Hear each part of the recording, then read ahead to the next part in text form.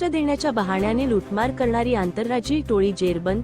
मुंबई आग्रा महामार्गावर प्रवाशांना लिफ्ट देण्याच्या बहाण्याने गाडीत बसवून त्यांची लूटमार करणाऱ्या एका आंतरराज्यीय टोळीला धुळे स्थानिक गुन्हे शाखेने गजाआड केले आहे. पोलिसांनी या कारवाईत 5,40,000 रुपयांचा मुद्देमाल जप्त केला असून सुरत येथील 3 आरोपींना अटक केले. मोहसिन उर्फ नववा शेख, शोएब अकबानी आणि अशरफ खान अशी या अटक करण्यात आलेल्या संशयित आरोपींची नावे आहेत. 22 जुलै रोजी शिरपूर फाट्याजवळ प्रशांत पाटील या प्रवाशाला आरोपींनी त्यांच्या इको कारमध्ये लिफ्ट दिली होती.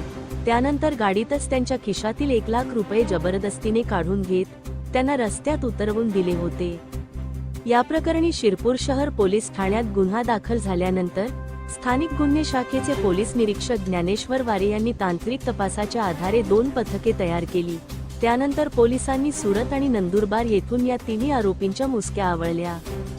चौकशी दरम्यान आरोपींनी या गुन्ह्याची कबुली दिली असून त्यांच्याकडून गुन्ह्यात वापरलेली इको कार आणि 40,000 रुपयांची रोख रक्कम हस्तगत करण्यात आली.